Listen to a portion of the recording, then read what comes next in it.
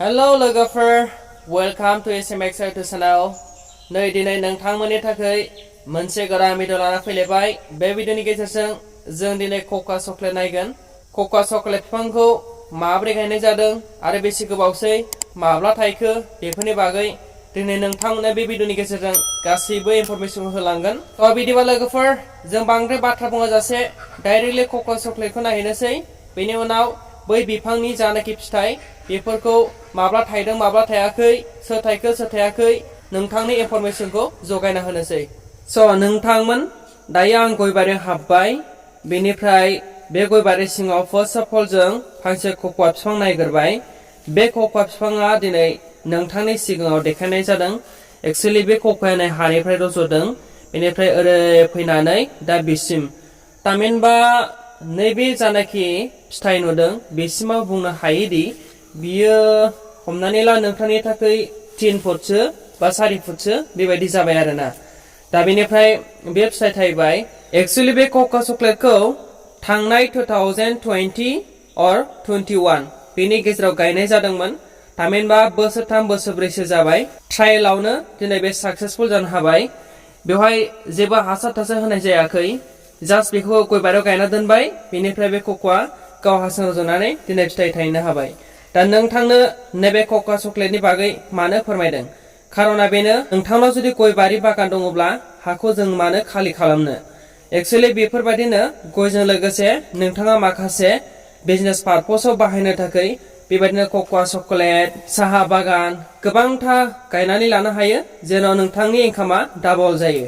दायो नैबे कका चकलेटआ जुदि देरोब्ला बेयावबो इनकाम, लोगोसे नैबे गय बिफांफोर नुदों नोंथाङा, बे गय बिफांफोरावबो इनकाम फैगोन।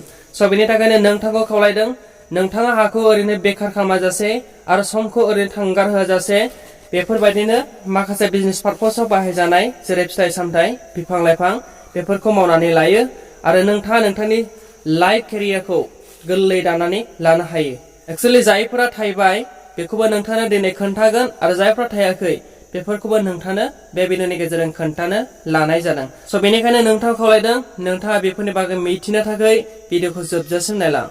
बेयो फांसे, बेनिफ्राय ओरै फैनानै बेयावबो फांसे। एक्सुअलि नैबे कका चकलेटआ दायो थायनाय जायाखै। जास्ट बियो थायनो थाखाय माखासे बिबार बारनो लाबाय। दायो नोंथाङा नायनाय, बेवहाय गासिबो बिबार बारनोसै बिसोरो। थामहिनबा बियो फिथाइ थायनो थांगासिनो दङ।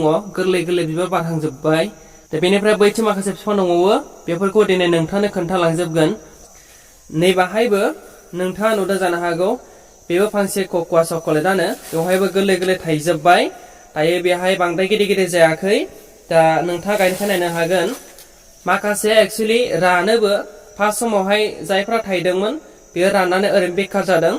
दायो जायफ्रा थायबाय बेयो थाबायानो, बांसिनानो राननाय जायाखै। नोंथाङा जुदि बेफोरखौ मावनो गोसोब्ला नैबे बिफांनि जानाखि ताला नुदों, बे तालायाव दैबो सारनानै होनो हागोन, जेन' नोंथांनि बिफांफोरा थाजायै थानो हानाय बायदि।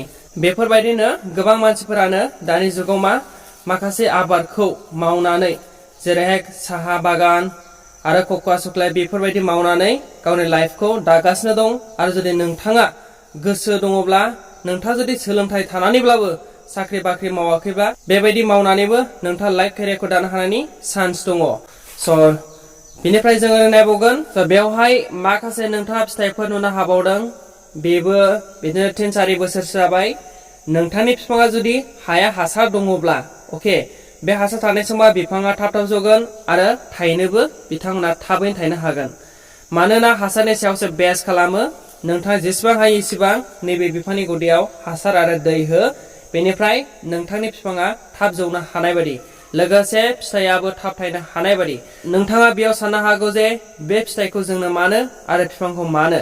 खारना बेनो, एक्सुअलि नैबे फिथाइनि गेजेरजों माखासे चकलेट बानायनाय जायो। बेयो माब्रै? जुदि नैबे फिथाइया मोनोब्ला बेखौ दानखावनानै सिङाव बेगर थायो, बे बेगरखौ मेसिनाव होनानै बेनि चकलेटखौ बानायनाय जायो। गोबां रोखोमनि चकलेट बानायनो हायो। जुदि नोंथाङा बेनि प्रसेसखौ मिथिनो लुबैदोंबा इउटुबाव थांनानै चेक खालामनानै लानो हागोन आरो बेफोरनि बागै मिथिनो हागोन। दा बेनिफ्राय नोंथाङा ओरैजाय गोबांथा नुदों, गयजों लोगोसे गोबां कका चकलेट बिफांफोर दंबावो। नोंथाङा बिथिंबो नुदों जानो हागौ, माखासे थायनो लाबाय, माखासे थायनो लायाखै। ओरैजायबो नोंथाङा नै गोबांथार बिफां नुनो हादों बेफोर गासिबो कका चक्लेट जोब बेनिफ्राय नाय बेवहाय गोबांथार गय बिफां दङ आरो बे गय बिफांनि सिङावसो नैबे जानाय कका चक्लेट बेखौ मावनाय जादों बे कका बिफांजों लोगोसे दिनै नोंथांमोननो थाखाय आं फांसे बिफां खोन्थानो लाबोदों बे बिफाङा जाहैबाय थालिर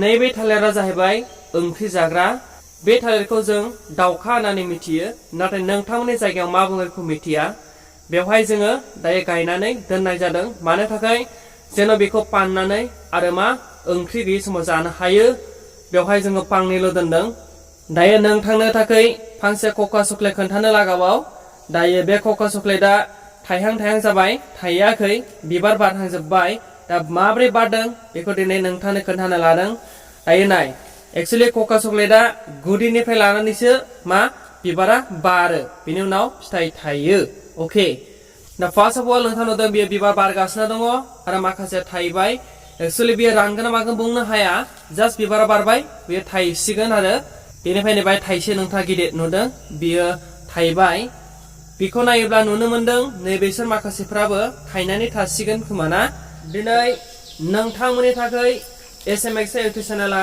मानो बेफोरबायदि माखासे आबाद माखासे बिफां लाइफां माखासे सोलोंथाइनि बागै भिडिअ लाबोबाय थायो खारना मा दिनै थार ओंथिया बेनो नोंथांखौ जुदि नैबे संसाराव सोलायहोनो हायोब्लानो नोंथांनि सोलायनायजों बै गुबुनाबो सोलायनो हमगोन माब्रै नोंथाङा जेरै बेफोरबायदिनो कका चक्लेट मावनानै जुदि देखायनो हायोब्ला रां खामायनो हायोब्ला निश्चय नोंथांखौ फल' खालामग्रा गुबुन सासेया थागोन दा बैबो खालामोब्ला नोंथाङाबो मावोब्ला जोंनि समाजाव मानो खामानि जोबनो मानो जों गावनि उखैनाय गांनायखौ मा बेखाराव दोननो निश्चय बेबायदि गाव खस्थ' खालामनानै बेफोरबायदिनो गोदान टेकनिकजों आबाद बायदि मैया खालामनानै नोंथाङा गावनि लाइफ केरियार गावनि लाइफ स्टाइलखौ जानो हायो बोरै नोंथाङा दिनै सोलोंथाइ गोनांब्लाबो जुदि साख्रि बाख्रि गैयाब्ला बेफोरबायदिनो मोजां जेरै साहा बागान गायनाय कका चक्लेट मावनाय मैखुन आबाद मावनाय मैगं थाइगं मावनाय बैफोरखौ बायालासे खस्थ' खालामनानै मावोब्ला निश्चय नोंथाङा रां खामायनायनि सुबिदाखौ मोनगोन थिग बेबायदिनो दिनै खावलायदों SMX इउटुब चेनेला नोंथांनि थाखाय बेफोरबायदिनो माखासे मटिभेटिभ भिडिअ लाबोबाय थागोन स' बेनि थाखायनो नैबे SMX इउटुब चेनेला नोंथांखौ थुलुंगा होनो थाखाय जेब्लायबो राजि आरो जेब्लायबो बेफोरबायदिनो भिडिअ आपडेट होलांबाय थागोन स' नोंथाङा नैबे SMX इउटुब चेनेलाव गोदान नायदोंबा बे चेनेलखौ दासिमबो साबस्क्राइब खालामाखैबा अन्नानै साबस्क्राइब खालाम लोगोसे सागोन थानाय बेल आइकनखौ क्लिक खालामना अल बाटनाव हो आरो जुदि नोंथाङा गोसो दङब्ला बे चेनेलनि भिडिअखौ लाइक कमेन्ट शेयार गासैखौबो खालामनानै हो जेन नोंथांनि थुलुंगाखांनायजों आं बेफोरबायदिनो गोदान भिडिअ लाबोबाय थानो हानाय बायदि